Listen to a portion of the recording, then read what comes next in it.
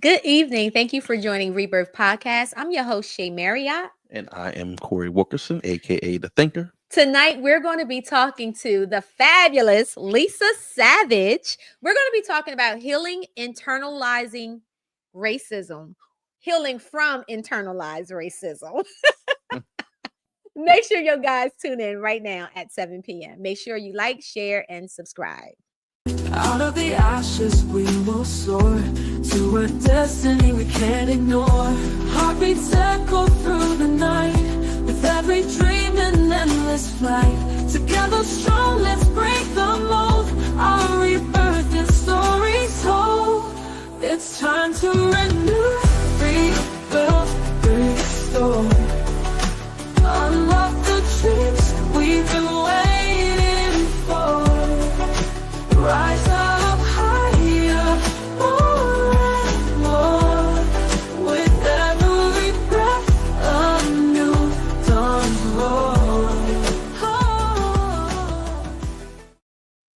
Good evening. Happy Monday, everybody. Welcome to Rebirth Podcast. I'm your host, Shea Marriott.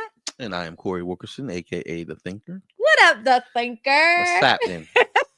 What's happening? What's happening? How you doing? I'm good. How are you? I'm good. I'm glad this weather done changed. Oh my God. I'm so happy. I think maybe that's why I feel good because it feels good outside. Yes. I'm about to open up the Oasis. Not the Oasis. We about to get Lord. Y'all haven't seen this Oasis. I don't know why her neighbors probably just move away. Come over here and be like, that's my oh my gosh. That's my joy. If you know me, you know where to find me in my backyard. Yeah, okay. for sure. Again, welcome to Rebirth Podcast. Thank you for tuning in, guys. You could be anywhere, but you chose to be here with us, and we really, really appreciate you. So do us a favor, like, share, and subscribe right now. Okay. And also share tonight's podcast with someone. We're going to be talking about healing from internalized racism. This is a big one. Yeah. This is a big one. The title grabbed me. Yeah. Internalized racism. Yeah. Which is so a big when you think about that, what comes to mind for you? Like, what's the first thing come to mind for you? The first thing that comes to mind? Yeah. We are our biggest haters. Okay. Our community. Okay. That's what I think about when you talk about it. Like, it's just crabs in a barrel that comes up for me. I think that the lack of support that we show, and sometimes how we just continue to just pass down continued things that we've learned over the years, right? It never changes. It's just certain things that we've learned, we saw, and we just continue to propel inside of our, at least in the Black and brown community, as I see. You know what I mean? That's kind of what came up, what grabbed me from the title. Yeah. So yeah. How about you? So the first thing comes to my mind, I guess because this was something that I experienced growing up, and it's the brown skin versus light skin. I wasn't gonna say that. And how we were always treated, darker complexion people were always treated differently than someone that was lighter complexion. Yeah. Well, yeah. But you know what? I thought it was just when you don't travel the world, right? You think it's just here or it's just in our community. But no, I mean, over 10 years ago, I was over in Thailand and they had the same issue. Yeah. The darker ties versus the light ties, right? So it's not just our culture, it's everywhere. Yeah. Okay. You know? So I found that pretty interesting. Okay. Well, I feel like y'all passed the ball back to us, and y'all had it for a long time. You know what I mean? Like, light skin is we ain't been on the clock in a long time. We trying, we scratching and clawing. So, Now, see, yeah, but you're not like light. That's a difference. I've been both, though. You've been both? I've been both. Not like Mike, but I've been both. Right. So like, but I've been classified as that. Even in those conversations. Like I remember specifically at work, it was a conversation about something and that came up, right? And then, Corey, what you think you are? Because you ain't brown, you light. Right? So that was a thing, right? Yeah. But to your point, it's been forever. Yeah. It's been forever. It's been something that's carried around. So it's an internal joke, but it doesn't come from a funny place though. Gotcha. And I think that it could get real very quickly. Yeah. Right, because it carries a lot of people, a lot of pain comes from that. And a lot of trauma comes from that. If you if you talk about it with certain people, they're like, absolutely, you know what I mean? So it's a big deal. Yeah. But we make it fun a little bit. But see, this is that's what comes to our minds. Yeah. Right. But I guarantee you, when we bring Miss Savage on, I think her lesson to us tonight is going to probably look a little bit different. I'm sure. I think she's going to give us some things that maybe we haven't thought about. Okay. And how it affects us. So without further ado, guys, I got this young lady is very special to me. She plays a lot of roles in my life. First being my sissy. Second being my boss. Okay, that's important. Boss lady. But she's an amazing friend, but more so she's an amazing human being. She's an amazing human being. She has a huge heart, loving person. Family is loving. I love everything about her, and we have a very long history of sisterhood. She is. I'm going to introduce her right. She is the founder and owner of the Center for Child Development. Okay, Black-owned, biggest practice here in the state of Delaware that service over 120 schools, where we have therapists in the school servicing our children. She is also one of the co-founders of Clinicians of Color, okay, which is a directory that houses, I don't even know how many therapists is in there now, but I know it's thousands and thousands and thousands of therapists. Black and brown. So if you are looking for a therapist that looks like you, go to cliniciansofcolor.org. I guarantee you will be able to find someone that fits your needs. So there's no excuse. There's absolutely no excuse. And Lisa is definitely, she's the founder of that. And Lisa wears so many hats. She's just an amazing person. So without further ado, please welcome Lisa Savage to the Rebirth Podcast. Hello. Hi, Shea and Corey. It's a pleasure to be back with y'all tonight. And thank you for that introduction, Shea. Yes, ma'am. You're right. You're getting up there with Shannon Sharp in his introduction. I gotta love Shea. Right, literally. How you doing, love? I am good. I was telling Corey before you came down, I was trying to get some work done between coming on here. And as you know, Shea, our work just never ends. We work around the clock 7 days a week. But I'm thankful to take some time tonight and join you all and talk about this important topic. Yes, I appreciate you coming on. So listen, Lisa, I know you heard Corey and I's little banter about what we consider to be internalized racism. Yeah. However, I know what you're about to say is so much profound. I feel like I'm about to go to the principal's office. Now, I heard what you wrote on that paper. I feel like I went into Claire Huxtable's room. You know when Claire goes in the room? What you write on this paper, Denise? Exactly. Right. So please tell us what your definition of internalized racism. And I think you both hit on it. I do. I think it's y'all did. Y'all touched on it. So it's when Black and brown communities, but tonight for the sake of this show, we're going to focus on Black communities. It's when Black communities, and like you said, Shea, this is pervasive in all Black and brown communities, no matter where you are in this world. If you are a Black or brown person, you have faced internalized racism. And it's when we as Black people internalize the negative thoughts, feelings, pervasive comments from the broader society, meaning white folks. Internalized racism began, oh my goodness, back during slavery times, maybe even before then, but definitely it started very prevalently during the slavery times. It was when masters, enslavers treated Black people who looked more closer to white than Black, Mhm. who had Black features, treated the ones who had white features um, differently, and in some cases better. That is not to say that um, lighter skinned Black folks were treated like royalty, but they were given certain favors because of their light skin.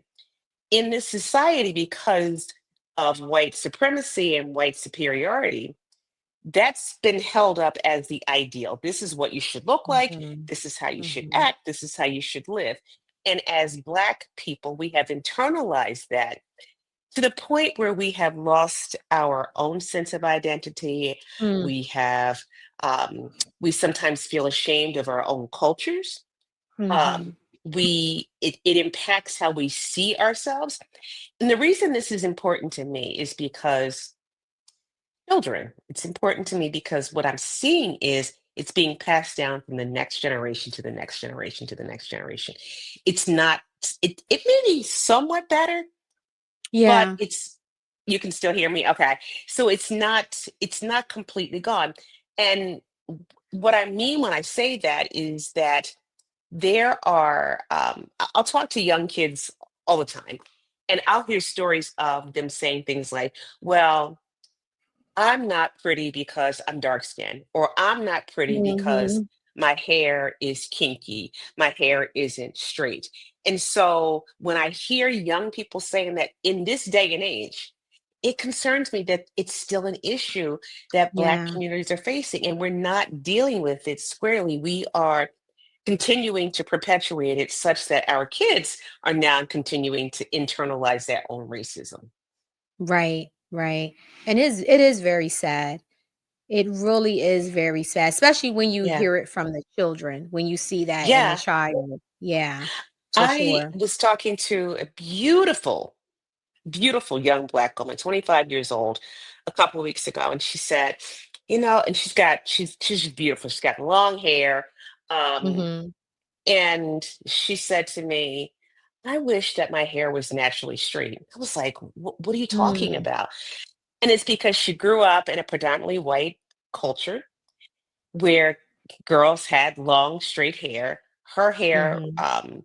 has, I wouldn't necessarily call it kinky, although we can't think of kinky as being negative because I wear my hair kinky. Mhm. Um, Mhm. but she does not want any curl texture to her hair at all. And she'll say to me, Okay. "It's not because I want to look white," when in reality, it is. She It wants to be is. more accepted by the predominant culture. And that really is the basis of Mhm. internalized racism, is the desire to fit in and to be acceptable by the predominant culture. I do got a Yes. question based off of what you just said, right? So, based off of her, and I don't know her background at all, but just describing, just listening to what you were saying, do you feel like that comes from in the professional setting or in the personal setting, right? Because I say the professional setting because just in my career, right? I do feel, and I've had conversations with folks, whether it be in the corporate setting or in the field setting, where you're not necessarily close to what we call the big wigs or the powers that be. For us, we feel like we need to change when we walk in certain rooms, Mhm. right? And you don't Yeah. want to, as a woman, I would imagine, I've heard them say, like, I don't want to have to explain why my hair's in braids, Yeah. why it's short Yeah. today and on Thursday it's long, or Mhm. why Hmm. it's in locks versus why it's straight, right? So Hmm. is that happening in the professional setting where we feel like that, or they feel like that? Or more so, and honestly, for men, because men are doing a lot of different things with their hair. Not With men's have I try to locks as change minds well. up, but it doesn't work. You But know?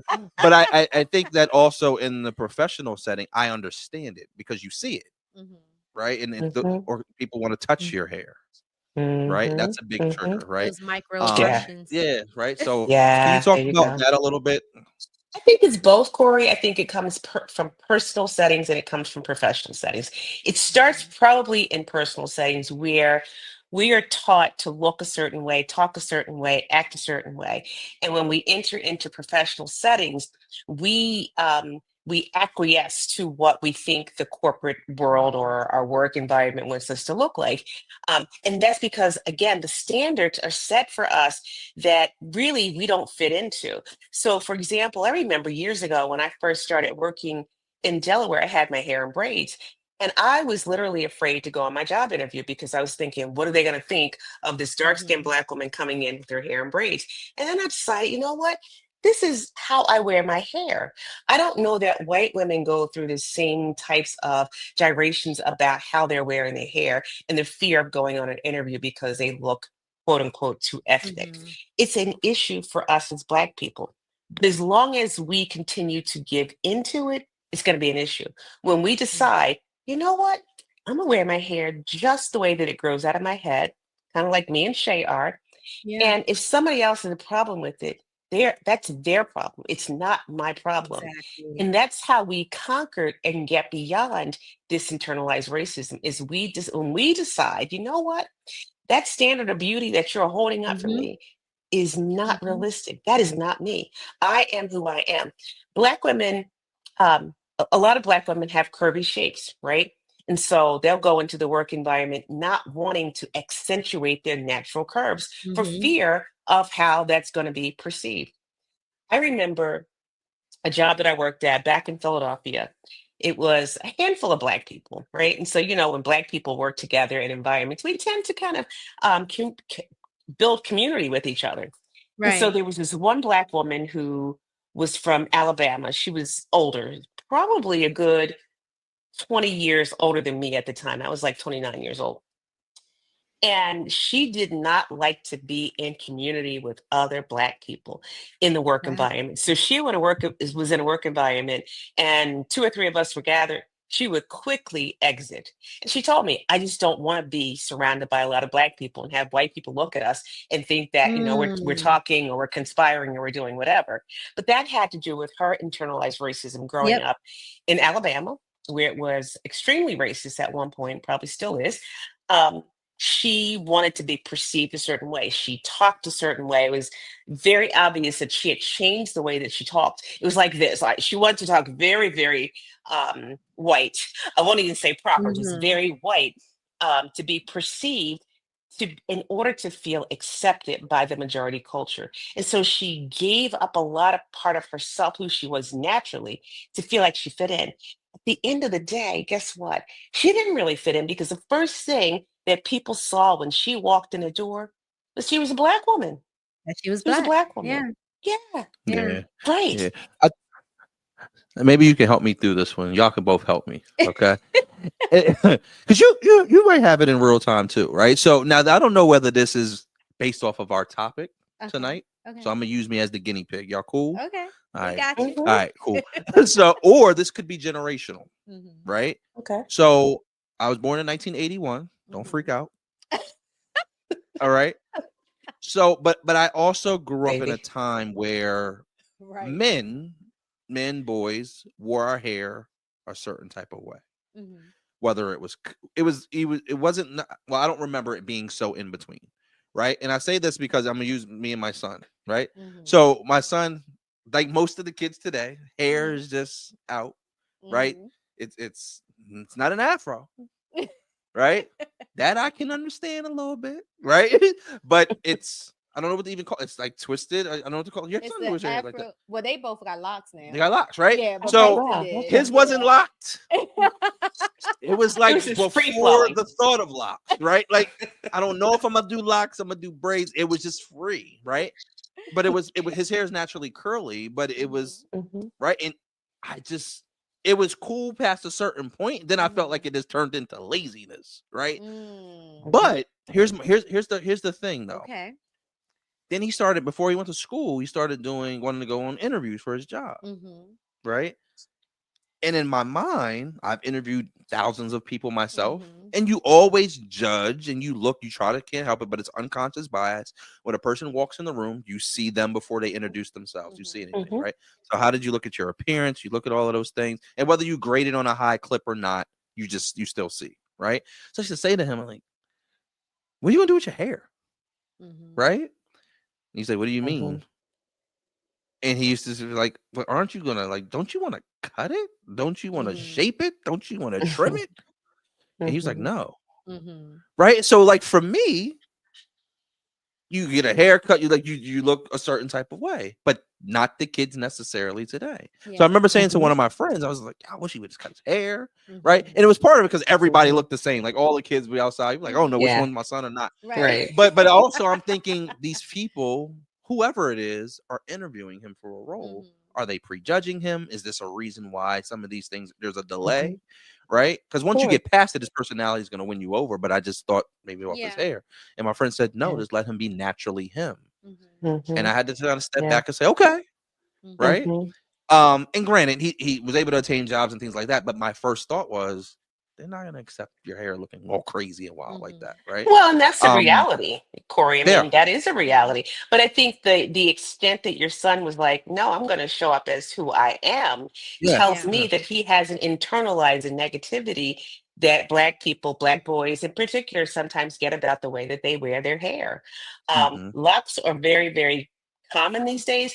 And I like to see locks. I like to see locks on boys because it says, this is who I am, and this is how I'm showing up, and you either accept me or you don't. Now, obviously, in certain jobs, professions, there is the expectation that you're going to look a certain way. But I remember years ago, not too long ago, maybe, Black women who were meteorologists or journalists could not wear their hair in braids, could not wear their hair short and kinky like I am, could not wear weaves until such time that they decided, I'm just going to do this. And now you can see it on TV all over the place. It's not as uncommon to see Black women wearing, braids or locks or whatever, until we decide that we're going to stop buying into what society says is the norm for grooming, for professionalism, for beauty. That's when we free ourselves. That is when we free ourselves from the internalized racism, right? So a couple of years ago, I wore a weave for years. And I decided at one point, I'm going to stop wearing this weave. I'm going to wear my own natural hair. And I remember when I showed up at my very first staff meeting with my natural hair, I got some looks like people were kind of startled. And I didn't say a word. I just kind of shook my head and was like, yeah, yep, this is who I am under all the weaves. And I wasn't wearing the weaves because I wanted to look white. It was really an issue of convenience at the time. And I just decided at some point, I'm tired of I'm gonna show up as I am. But I want to challenge you, Corey, on one thing that you said about your son. You said he has naturally curly hair, right? We all have naturally curly hair. All of us Black people. Mine is tightly coiled, curly hair. But we all do it. But that's also one of those words that sometimes can indicate in that internalized racism, because people who have what we consider naturally curly hair, usually it's not naturally curly like mine is, right? It's usually a looser, lighter curl. And that's appealing to us because it's less ethnic looking. And so those are the words that we have to kind of catch ourselves on when we're talking about ourselves, about each other. I had a grown adult say that to me a couple weeks ago. I said, "Your hair looks beautiful." She goes, "It's naturally curly." And I didn't confront her because it wasn't appropriate in the setting. But I was thinking, but all Black people have naturally curly hair. Some of our hair is tightly curled, and some of it's more loosely curled. But it's all good hair. And so the whole good hair thing comes again from internalized racism, because good hair typically is defined as straight hair, as long hair. Whereas all hair is good hair because it grows out of our head. It's how our hair forms. So those are the words that we have to kind of catch ourselves, because when we say words like that, it sends a message to other people. It sends a message to our kids. And that's how we stop it from passing on from generation to generation. I've learned how to stop defining people by light and dark skin. I try to find other descriptions for Black people rather than, oh, she's light skin or she's dark skin or she's whatever. Because again, why is that important anyway? Like, really, Right. we can define, Right. oh, she's short, she's tall, she has, red hair or whatever. So I try to catch myself when I'm describing a Black person, the other thing that we do too is, what's the first thing we do when a Black child is born? What's the first cultural thing that we typically do? Oh, wait a minute. You look at their Whenever, complexion, yes, Oh, the we look at their complexion. ears, we look the at their ears, ears, the and we nose. look at their Sophie, finger, and we go, "Oh, I that mean, we child's gonna be probably so you dark." say they cute or not. You see that baby? But as Black You people, see we're that looking at, baby? Oh, what is their skin color going to be? Yeah, Most Black yeah, babies, when they're born, don't have their full complexion. They all look, they're pale right. until their color comes in. But that's Hmm. usually the first thing that, especially in our culture, but also again, Indian culture, Asian culture, it's the same thing. Yeah, that's Um, true. That's yeah, true. and so it starts right then. It starts at Hmm. the moment that child is born. We are already looking at what is that kid's complexion going to be. Yeah, We're and trying to their hair, predict it. And and the their hair, hair. yes. Looking And at their the hair. hair. Oh, Yeah. they got some tight stuff going on in their kitchen, or that Uh-huh. child's gonna have some good hair, you know. Yeah. And so we have to catch ourselves because it's become so much a part of who we are, so much a part of our culture that we say these things without even thinking about it. Hmm. I think about Hmm. kids who never get complimented because they're dark skinned or they have dark eyes, and Hmm. they're just kind of not even considered to be attractive. Whereas lighter skinned people with light eyes, straight hair typically get more compliments. So I Right. intentionally, if I see a Black child, dark skin, dark brown eyes like me, I will compliment that kid and I'll say something like, "Your hair is so beautiful," or "You have the most beautiful brown Hmm. eyes," because they Hmm. never hear that. And so they Yeah. grow up thinking that anything other than dark brown eyes or tightly curled hair is not attractive. And so I Hmm. intentionally try um, pour that into them and Hmm. encourage them to think of themselves also as beautiful, right? Um, a lot of Black people have been going for plastic surgery these days, and not Yeah. to enhance their looks, but to look more, to have more white acceptable features rather than a Yep. broad nose or whatever. And so that is scary to me. It concerns me that we're continuing to perpetuate racism that has been given to us, that has been passed on to Absolutely. us to be accepted, and we got to Yeah. stop it. Yeah. agreed. Agreed. Yeah. Absolutely. Absolutely. I thought about a couple of things. A couple things came to mind just over my years of doing therapy and working with different ages and stuff. I remember during a time when I was working with younger people, and I would hear the girls, some of the females say that they wanted to have a baby by either someone that was Asian or white or someone that was real light, because that would determine the characteristics of the Mm. child. They didn't want to have, if it was you know, a brown skinned girl, she didn't want to have a baby by Yep. another brown skinned person. Wow. Yep. Um, I want my baby Yep. to have green eyes or good hair, right? So, Yep. Mm. Yep. so which I found Yep. it was very, very, I found that to be very sad. And then the other thing too was I grew up in an era, and I know this is very popular in Jamaica and Africa and different countries, but I grew up in an era where Ambi, black and white bleaching cream. Mm. These were Yep. things that Yep. was being Yep. used. And I'm thinking they're face creams, like Mhm. regular creams that you put on your moisturizers, Right. but it was something to make me lighter. And I Yep. didn't know that. Now, again, love my mom, all of that. We all she had Mhm. to unlearn some things, right? Yes. Because Yes. I learned that from her. And then she learned that. Absolutely. I don't know where she learned it from, Yeah. Right. but she unlearned it. She doesn't do it now, right? But Hmm. that was something that I grew up with, that I had to Yeah. put Ambi on my face Yep. and Same. didn't realize that it was making my complexion lighter. Yeah. You know what I'm Yeah. saying?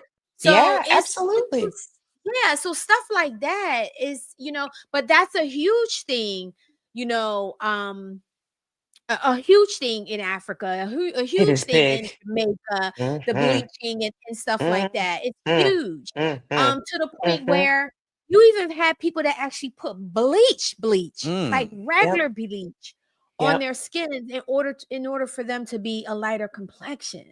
Yeah. Wow. Yeah. And the Right? number one market for skin bleaching cream is Africa. Mm-hmm.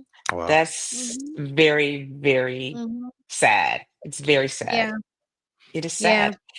But where are they getting these messages from? They're getting it from the predominant culture that doesn't see Mm-hmm. typical African quote unquote features as being beautiful. When in Right. reality, our features are beautiful. Our features are Absolutely. unique. But you're right, Shay. Like it gets. I grew up in the era of Ambi Mm-hmm. skin cream too. Didn't know Mm-hmm. what the heck it was. Kind of like you. Yeah. But it was passed down from my mom, who probably got it from her mom and her mom. And but you think about the messages, the subtle messages that sends Exactly. kids. And until we decide, I'm not doing this anymore, I'm going to Yeah. fully embrace myself, who I am in its natural state, and I'm going to love myself the way that I am. Um, Mm-hmm. until we do that, we're going to hear our kids continue with this type of internalized racism, which is so damaging to us psychologically Yeah. and emotionally. Like I shared about the young girl earlier, who is absolutely drop dead gorgeous, who does not think of herself as being beautiful because her hair isn't straight like her peers, Mhm, who mhm, are all white. mhm. But she grew up in a predominantly white society neighborhood, and went to a predominantly white school, went to a white college, and that was all she saw. And Yeah. her parents also are very color conscious. They're very color conscious and still are to this day, even though they see their daughter struggling with it. But they're very color conscious. Her Mhm. parents on her father's side, when she was born, her father's side of the family was very disappointed that she wasn't light skinned. I mean, Mm. imagine that. Beautiful. I mean, I'll show you a picture of her later on. Beautiful Wow. girl. You would not believe Wow. it. But they were kind of like, well, she's dark skinned. Yeah. It's crazy. Um, but you get those messages again. They start in your Mhm. younger years, and then they stay with you. And then you see the image of white girls on TV, and they're held up as being the Yep. beauty standard. Yep. Then it's like, okay, I don't look like them. I want to look like them. Let me get a nose job. Let me do this. Let me do that. Um, Mhm. and we forget who we are naturally, and we begin to dislike anybody who doesn't look like the images that we see on TV. Absolutely. Wow. Yeah. Yeah. So I'll dive in this a little bit, and I Go don't want the for it. producer over here to look at me crazy, right? Okay. But like, it's definitely resurfaced back into the entertainment world recently, Mhm. right? You think Mhm, about the Oscar mhm. speech. I think can't think of her last name. First name's Zoe, Yeah. right? And Okay. they were Mhm, talking about, forget the role that she played. Saladander, Yeah. something like mhm. that. Yeah, Mhm. and she Aldana. got up there, Mhm, she's thanking, and she didn't mention that she was black. She talked about her Dominican side, Mhm. and people had mhm, such an issue with that, right? Mhm. mhm, How could she speak about and how could she not, right? And that mhm. got into it. And then the bigger one for me, Mhm. and I get half of it, half of this rap battle with Kendrick and Drake, Oh, okay. Mm, right? mhm. So I get half of it from this is a rap battle and we're gonna go back and forth. Uh-huh. Uh-huh. But I think it crossed over in this generation today because of social media, because of how there's so much going on. It crossed over to Kendrick saying to Drake, "You're a colonizer Mm. because you not like Mm, us." mhm, mhm, Okay. So mhm. his mom is Jewish, Mhm. white woman, his dad Yeah. is black, Mhm, Mhm. right? And what it caused for people to start doing is to looking at him and saying, "You not like us." Mhm. Right? Deeper than that, because now you have taken our genre of music and made it your own, Mhm. right? And think about that, right? So now it's really perpetuated the dark skin, light skin, Yeah. right? Yeah. mhm, His reality mhm. That's versus true. our reality, right? Yeah. How you grew up versus how I grew up. So Right. your experience and how you grew up and my experience doesn't mean that I'm bad or worse, Mhm. but now just Or because less I did black. or just less black, right? Right. Right. Um and how Yeah. that has Yep. ballooned into now everybody is this is a common conversation to the point now where we dive deeper into this rap battle, right? And Drake has said things about Kendrick, and Kendrick has said things about Drake. But now it's gotten to the place, at least for me, they're not laughing with us; they're laughing at us now. If you can get on a stage on the Super Bowl in front of all of these people and call me a pedophile, and that's funny, it's not funny. Or you get on now the Oscars where what's his name? Oh my God, the host of the Oscars. Conan O'Brien. Conan O'Brien, right? And he gets up there and he says, "All right, well, we're halfway through the show. I guess it's time for Kendrick to come out and call Drake a pedophile." Right. I saw that. And for me, I didn't find it funny. Yeah. Because to me, it crossed to the place where we're not laughing at each other, like this whole thing. They're laughing. They don't understand our culture for where that is a thing, right? Right. And then it placed it up there now with the N-word. Yeah. Now you're normalizing pedophilia to the point where you can just go on stage, say it, and people just move on. Everybody's laughing. Right. Until it taps on their door. Right. And then you take it to the Diddy piece. And then you so like there's something going on inside of our culture also where we are not looking at whether it's truth, whether we're not taking the time to say, all right, well, this is starting to feel a little funny. Right. And I got back to like Dave Chappelle. When Dave Chappelle took that long hiatus from the Chappelle show, he said, I felt like the content that I was doing was cool, but I felt like they were laughing at me versus laughing. So I think that we have to definitely, and I get it, like people will get online and I'm a Drake fan, so people, they come at me. But there has to be a point to your point where we have to start to say, all right, y'all, this is starting to look a little weird. Yeah. Right.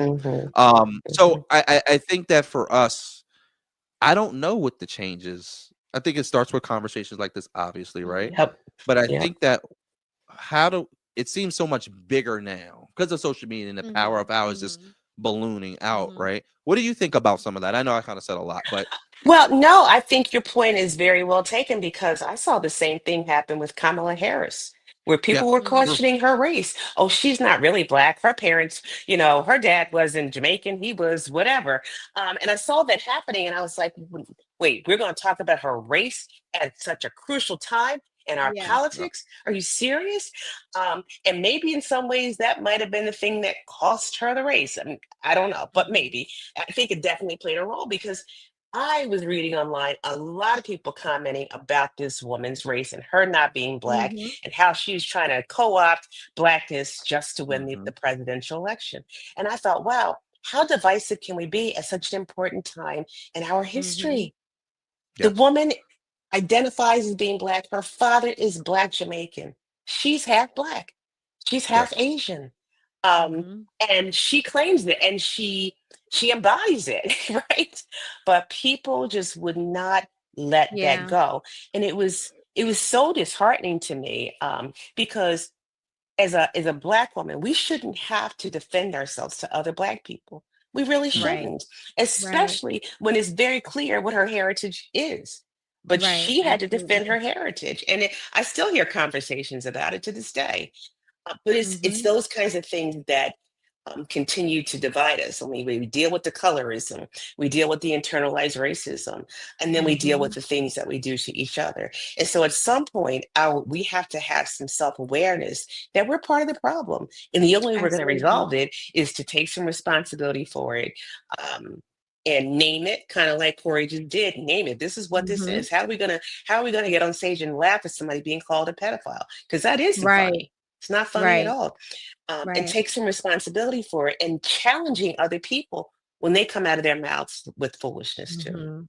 Because it happens all the time. And like I said, because I work a lot. Well, I used to work a lot with kids, but it's still my passion really to be a positive influence, particularly in the lives of Black children who may not ever hear in their lives that they're beautiful. May not ever hear that.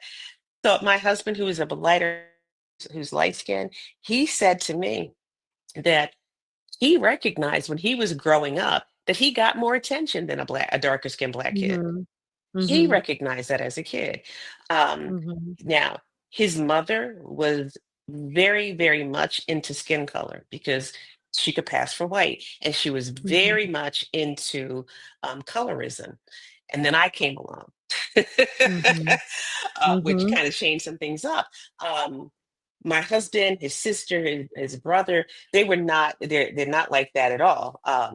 But his mother very much was like this. She grew up in a Creole household where we know Mhm. colorism is still a huge issue in the Creole community. But we all Black. At the end of the Yeah. day, we're all Black.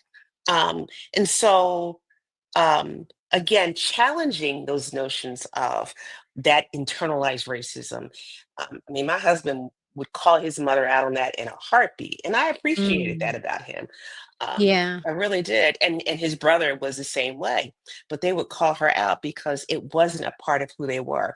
They didn't they didn't find value in being lighter skinned. They definitely saw Mhm. that it gave them a lot of privileges, right?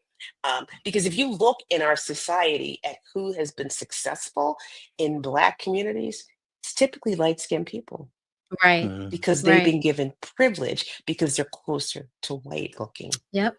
Yeah. Yep. Yeah. It goes back to that paper bag test, right? Yeah. Absolutely does. Yeah. Absolutely The does. paper Yeah. bag test. Yeah. Yeah. Yeah. Which is So, I think still, I mean, we may not do it in the way that it was done back in the 40s and the 30s, right. but we still Right. judge people based on the tone of their skin. Yeah. We Yeah. do.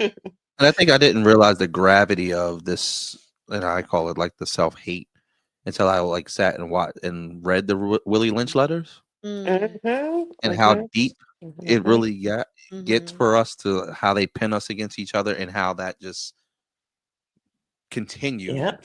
You talked about it, started in slavery, but Mhm. how it's continued to this Yeah. day. And Mhm. if you don't Yep. do your education to understand where that comes from, it'll blow you away once you're like, Yeah. what? You know what I mean? And the self-awareness. So I definitely hear what you're saying on that, and we Yeah. definitely need to pay Yeah. attention to it. It's always Yeah. there. It Yeah. just looks different, Mhm, but it's there. It's that mhm, undertone is always there, and you know it, you feel it. I remember when we were in oh God, I can't remember what building we were in, Lisa. I can't um, remember what building we were in because the Commonwealth Building, it might have been the the Commonwealth building, but okay. I think so. I think it was the Commonwealth building. I went to the restroom, and there was this older Caucasian lady in there. She had to be back probably in her 80s, and she was a teacher, and she made it clear that Mm, she was a teacher and mhm, she wanted to let me know. mhm, So I'm washing my hands, and the mirror is there, and she's looking at me. I could see this woman looking at me, and I'm looking mhm. up, and I said, "Hi, how are you?" I greet her. And she says, "Well, I'm fine." And she says, "I was just sitting here looking at you, and you are so beautiful for a color." Oh, Oh my gosh, Shay. Oh my gosh. For And a I was just colored. like, did she just get for a color, did she just not color. Wow. Wow. So I had to like gather myself, right? And I realized I never broke my smile. I was still smiling. And I Mhm, said to her, and I said, "Oh, okay." I said, "Well, thank you." And I said, "I don't think we use that word anymore, but okay." And she says, "Oh, I'm so sorry." That's how I knew she was a teacher. So she went through that Ah, whole thing. And mhm, I'm sharing this because I was standing there, and I could have gotten offended. I could have cussed the lady mhm, out. I could have walked mhm, out. But I mhm, leaned into it, and I found it to be a learning opportunity mhm, for me, mhm. and how she sees the world. Yeah, Because yeah. in her own mind, because what she went to say after that was, "I used to love teaching and helping the coloreds and helping them in their class, and that's my Mm, passion, is working with, and mm, oh, I'm sorry, mm. I'm sorry. You said not don't say colored anymore. Well, what should I be saying? Should I say African Americans? Should I Oh, say good black?" Lord, And, lady. and what I said to her was, I said, "I don't feel that it's my place to teach you that. Good for I you. think that if this Good is for something that you. you really want to learn about Yeah. and know what's appropriate, I think that Mm-hmm. you should read up on that and you should figure out Mm-hmm. what's appropriate to say. But I'm not going to teach you how to Yep. treat Black people. Like That's right. It's you need not your to, job. yeah, Good it's for not my you. job to do that, right? Good for you. So that experience for me, number one, it reminded me that, you know, is as kind as she was and as kind as Mm-hmm. she thought she was being, that Mm-hmm. that microaggression, which that became big during Yeah. COVID era. Yeah. Everybody was talking about the small microaggressions that we deal with. I don't know why that became Mm-hmm. so big during COVID. That was interesting. During the pandemic, it I just think became it a lot. was, yeah, yeah, yeah. Well, maybe because we were sitting around, we had nothing else to do but think about things. I don't know. Right, exactly. Exactly. But it just reminded me that, yo, like it's still here. Yeah, for sure. It's very much alive, you know. And of course she was Caucasian, Yeah. but you have our own people Mm-hmm. that as soon as they see somebody Black walking past them, they will lock their car door. Yeah. They will lock Yes. their car There you door. I'm go. like, dog, There you go. That's they the just internalized like racism. you. Yep. What are You you got it. locking your car for? Yep. You know? Yep. So Yep. it's serious. It's deep. It's there. So how do we begin to heal from that? And I know you said call a thing, like Yep. name it. So Call it that's out, step one. name it, Mm-hmm. and also recognize it in ourselves. Like all of us, Mm-hmm. me, still have that as part of us. And Mm-hmm. so being self-aware of even our own thoughts, our own feelings, our own reactions. Walking down the street the other day, and I live in the city of Baltimore, so I'm always vigilant, but walking down the street and walking toward me was a young Black kid with a hoodie on. And my initial response was to be startled. And then I was like, no, Mm-hmm. I'm not doing this. I'm not doing this. Mm-hmm. Like there was no suspicious behavior at all. But recognizing why I reacted that way is Yep. because of what is being inculcated in me in the Yep. media, on social media. And so Yep. I had to catch myself, right? He walked by and he was like, "Hey, Miss," he said, "Hey, Miss, what's up?" or something like that. And I was like, "Hey, how you Mm-hmm. doing?" Right? Because I always speak when I'm walking down the street and I Yeah. encounter people. But I did have that initial reaction, right? And I'm thinking, Mm-hmm. I know that was an automatic reaction, Lisa. Yep. Where is that coming from? And I try to call it out in my neighbors too. I live in a white area, mostly white area, but I try to call it out to them when they're posting on social media. Oh, I saw these three African American guys walking down the street with hoodies on. And I mean, they're allowed to do that. Exactly. Um, Exactly. so recognizing it in ourselves, calling it out in other people, and Mm-hmm. changing our conversation that we have with Yeah. kids in particular, changing our conversation that we have with ourselves, really looking at ourselves and embracing who we are, the dark skin, the broad features, Mm-hmm. the curvy shape, whatever it is, embracing that, not looking at um, what media portrays as being Mm-hmm. beautiful, and finding images of people that look like us that we consider Yeah. beautiful and Yeah. displaying them to kids, having artwork in our houses and our offices that Mm-hmm. display Black beauty in different Yes. hues, different tones, different hairstyles, Yeah. because Black people span, the spectrum of skin tone. It could be very, very light to Yep. super, super dark. And everywhere in between, we're beautiful, and embrace the Absolutely. fullness of our beauty, Mm-hmm. rather than deciding that because that person, and it's not always conscious, but we can look at somebody who might be lighter skin, long hair, green eyes, whatever, and go, that Mm-hmm. person is beautiful. Why? What makes that person beautiful?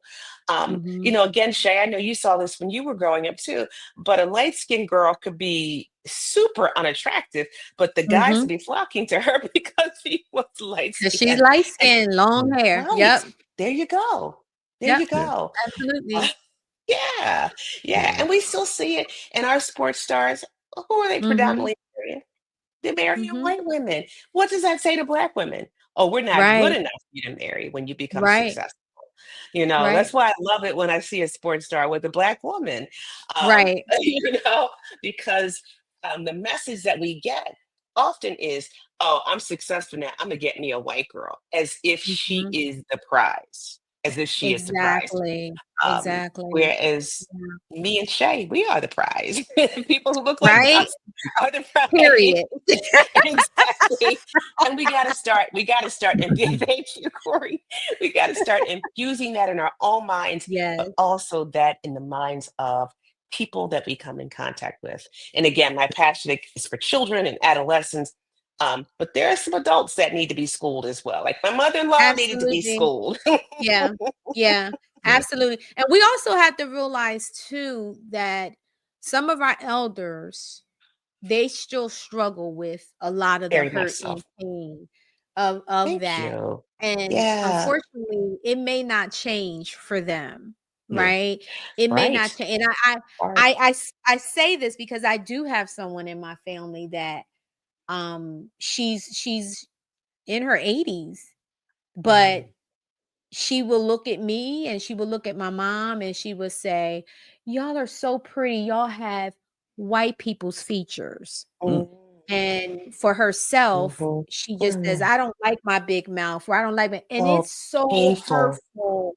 It is so Yeah. hurtful to hear her talk about herself that Oh, way. wow, And I Shay. always try to change her words and say, "Hey, you're Mhm. beautiful too. And I don't have white people's features. I have, Yeah. I have features." Features. Yeah. Yeah. Yeah. Exactly, Yeah. exactly. Like, It's how and you were it's born. yeah, yeah. So Yeah. it's so I see that in the older generation that sometimes I don't think that it's never too late to make a change, but I do still It's see that hard. Because I for think her. about what she's been through. I think about what she's Yeah, seen in her yeah, lifetime.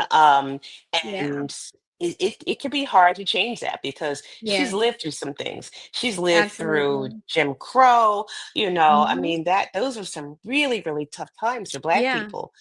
yeah, And it's hard to undo that because the messages are so powerful. You it couldn't drink is. out of a certain fountain because you were Black. You Yeah. couldn't get a job if you were dark skinned. Or you would be doing something menial if you were dark skinned. You couldn't, be in corporate America for the most part, Hmm. because you Hmm. were dark skinned. And so that's what she saw. That was what she heard. And it was passed Hmm. down from the generation before her for sure. So Hmm. it's hard. And like you Absolutely. said, it's very painful for you to Hmm. hear her say that because, Yeah. like you said, your features are what they are, right? It's how Right. you were born. Right. Uh, Right. Right. yeah. I Yeah. think this is a definitely was a powerful conversation, and I'm just curious for those that are listening and to this conversation, what are some of the things that you grew up with that maybe you have learned tonight maybe have not been as healthy? What Yeah. are some of the things that you have to unlearn? I feel like we're always unlearning something. I know for myself, I'm always unlearning Yeah. something. I'm like, "Oh, Yeah. I need to unlearn Yeah. that." Rather it's Yeah. about regardless of what Yeah. it is, right? Because some of this stuff is passed down generational, It is, Yeah. you Shay. know. Mm. Yep. So you Yep. you You're have to right. kind of take a good look at, like you said, look at yourself. It starts with us first. And what is it that I need to unlearn? Yeah. Yeah. Where did it come from? Identify, where Yeah. did it come from? Where Yeah. was this message That's right. coming from? On Yep. TV, and I said this to you a couple Hmm. weeks ago. I didn't see any. I was telling Corey, I said I didn't see any Black women that I could look at on TV and say, Right. "Oh, I want to." It was Right. Brooke Shields. Brooke Yeah, Shields exactly. coming out the Exactly. water. Now I'm saying my age, but Brooke, it was Brooke coming out, shaking her, doing all of this, Yeah. right? And I'm like, "Oh, see, I can do that too. Absolutely. I can do that, That's right. That's right. That's who right?" Farrah Fawcett. Everybody wanted the Farrah Fawcett Yeah, haircut. Ain't no way I was yeah. getting no Farrah Fawcett haircut with my hair. Ain't no way, right? But that's what we were told was beautiful. And That's what so we were because we didn't told was we had beautiful. very few models that looked like, Yeah, dark skinned women with kinky hair. I just yeah. want to end with a poet. Um, Okay. a quick excerpt from James Baldwin. Oh, I He love him. said, "Yeah, it took many years of vomiting up all the filth I had been taught about myself and half Mm, believe before I was able to walk on this earth, all as though I had a right to be here." I just thought that was such a powerful quote from him that I wanted to end on that, because we all have to unlearn and throw up all the filth that has been fed to us. So we know we have the right to be here and exist. And we don't have to look a certain way. We don't have to talk a certain way. We can be who we are, and let other people be uncomfortable with who we are, rather than the opposite. Yep, Agreed. absolutely. That was powerful. Thank you, Lisa. You're welcome. Thank you for You're sharing welcome. that. I love that. James Baldwin was one of my favorites Yeah, he's in awesome. school. Same, I used to same. read him Yeah, a lot, for sure. yeah, Well, thank you. This yeah. has been very enlightening, very educational. Yes. You good now? Yeah, I'm good. Perspective? I'm good. I'm good. Corey's I'm been good. held. I'm ready for. I think like this could be like a part 2, right? Part 2. Yeah, You know just what? because I think Yeah, there's so you think yeah, you touched on something where you said call a thing, Yeah. right? And I yeah, think there's a certain yeah, level of accountability that we also continue to have to look at ourselves and say this ain't right, right? Or right, we have to right, stop being Corey. so looking the word. We look to Yep, be offended yep, sometimes, right? yep, And sometimes we have to be able to be taught just as well as we're teaching. So I Mhm. think this, yeah, this would definitely be a part 2, but I think there's an awesome yeah. conversation and I makes would love total to have a sense. part 2. Yeah, I would love to, Yes. because I don't think we can talk enough about this topic, No, because it's that damaging and painful to our communities. for sure. Yes, absolutely. Thank you so much, Lisa. I You're appreciate you. welcome. I As appreciate you guys. always. Yes. Do you have anything coming up? Anything you want to share with the audience? Think of anything? Maybe Well, our mommy burnout. We could talk about our mommy burnout at that's some right. point. Yes. Yeah, Yes. yeah. Yeah. Mommy That's burnout. in April. That's in April, right? That's the hope, is that it will start in April. Yep, you got it. Okay. Yep. Okay. So I'll Yes. come back So on and make talk sure about you mommy guys. burnout. Yeah, we're gonna have you come back on too, and I'd love to. Simone as well. Maybe we'll do that a whole. Yeah, We'll do a whole. Have her on love and it. you on as well. That Yeah. works. So what she's speaking about is at the Center for Child Development, we're going to be doing some groups called Mommy Burnout. So stay tuned for that. You'll be hearing more about that on here on Rebirth, as well as the social media pages for the Center for Child Development. So I think this is needed, because there's a lot of moms that's burned out, regardless of what age, child, because they still burn you out even when they older. Absolutely. Absolutely. Amen. So so we're looking forward to that. As soon as we get the graphics and all of that up, you'll be getting that information here on Rebirth Podcast as to how you can sign up, when we're going to be holding the groups.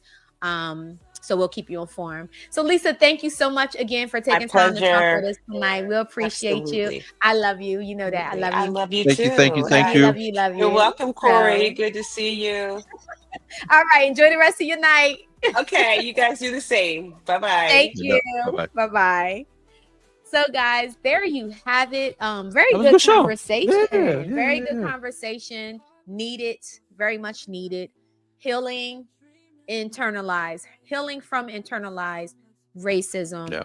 This is a time to do, a self-check. Yeah, for sure. What is it that you need to unlearn? What is it that you need to heal from?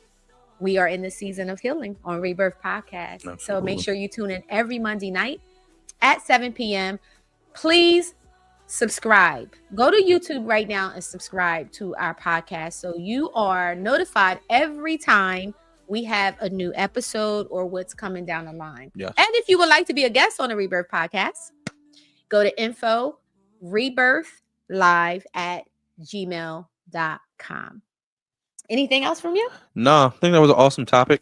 And I think, there's a lot of unconscious bias as well as conscious bias that we have to pay attention to.